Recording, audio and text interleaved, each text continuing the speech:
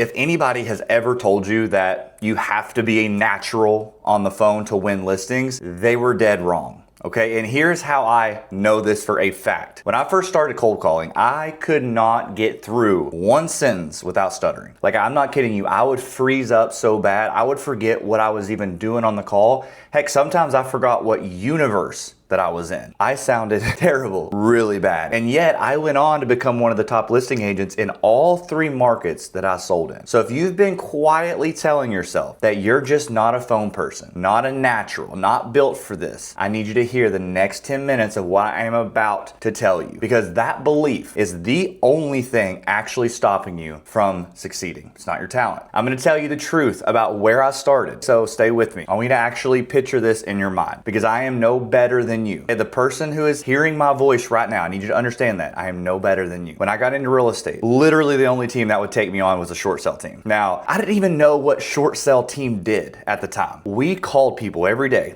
who did not want to speak to us. They would cuss us out all day, right? And I was the guy who had never made a cold call in his life doing this. I would dial a number and my heart would start to pound, right? The person would pick up and in my mind, I would just go completely blank. I would stutter over what the script said. I would trip over my own words. Heck, sometimes I'd forget the whole reason that I even called in the first place, right in the middle of the call. So at the same time, I was also working part-time at T-Mobile just to keep the lights on, right? I'd finish a shift, I'd go and try to make calls and then go and fail at those too. And every voice, I'm not kidding you, every voice in my head said the exact same thing you're probably hearing right now. Maybe you're just not cut out for this. Maybe just go work with buyers like everyone else. Maybe just go start social media and just wait for people to come to you, because you going after people just doesn't work. I believed that voice for a really long time. Mark my words, it almost ended my career before it even started. But here's what I actually had completely backwards. And I think you may have it backwards too. I thought the agents who were winning at this, who were good at this, were because they were naturals. They were smooth, they were gifted, they were born to be on the phones, right? They were not. I've spent years around some of the best agents in the country. I've now trained some of the top listing agents in the country. Almost none of them were ever naturals. They were just people who decided to keep doing the work after every other agent around them have quit. Think about a baby trying to walk. They fall down hundreds of times. They get hurt, they cry, right? But not one time does that baby sit up and say, you know what? Walking just isn't for me. I'm just probably not a walker. The phones,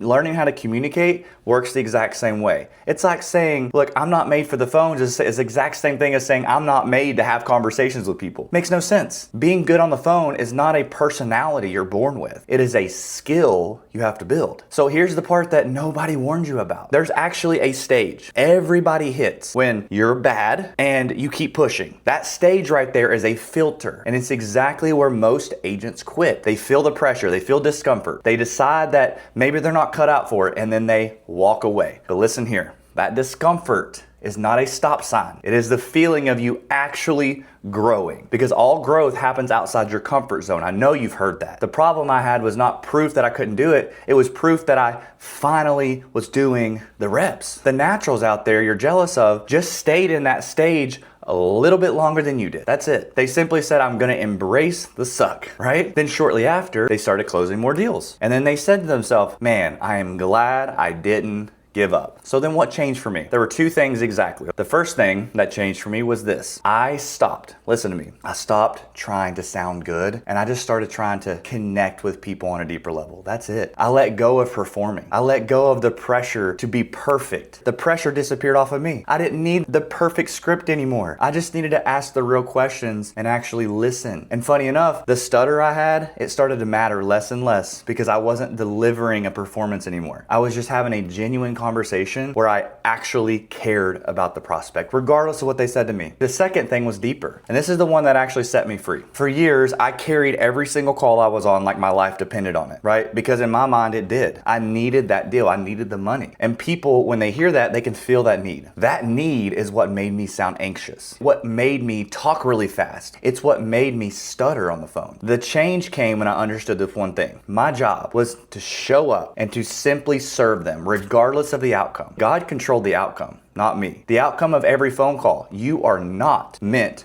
to carry that. So stop trying to control it. The day I stopped needing the deals to survive was the day that the deals started to flow in more naturally. Here's the steps to that. You need discipline. then you need to develop, then you need to delegate. You first build the habit of making the calls, right? Then you develop the skill to get better. Remember, nobody's born with it. Then once your business grows to a certain level, you have to then learn to delegate the tasks so that you can focus on what actually matters to continue to have it to grow. That's it. I've watched students who could barely get a sentence out become some of the top and most consistent listing agents that I've ever met. And it's not because they were gifted. It was because they stopped waiting to feel ready enough and just went out there and just done the stupid reps, made the calls, failed forward. So I guess here's what I want to say to you, especially if you're sitting there convinced that you're just not a natural, like I did. You're right. You're not a natural. So what? Neither was almost any of the people you look up to that's doing this at a high level. That belief you're having right there that you have to be naturally gifted is not protecting you. It is just handing you permission to give up before the skill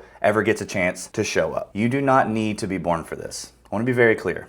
You simply need a method and the willingness to trust it before you're any good at it. I was named a single agent of the year in 3 different MLSs 3 different times. And I started out as the guy who could not finish a sentence on the phone without messing everything up. Both of those are the same person, okay? The only thing that changed in between was that I stopped believing my anxiety was the end of my story. And I started believing that it was the beginning of it working. It actually starting to work for me. So let me recap what I want you to take from all this, okay? Number 1, you are not failing because you're not a natural. You're failing because you believe you have to be a natural. Number 2, the discomfort you feel on the phones, it's not a stop sign. It's the exact feeling that you're getting better. Remember that. Most agents quit right before it clicks. It's a good thing. Number 3, you do not need talent. You need a method and the willingness to trust it before you start to be good at it. So the next question is the obvious one you're probably asking. Austin, what is the method? So I'm gonna put together a video. It's already done. Below here, I want you to go watch it. It's where I show you exactly how to talk to a seller and not sound like a salesperson, even if you're not a natural. Go take a look at that. That's all I got for you. God bless. I will see you on the next one.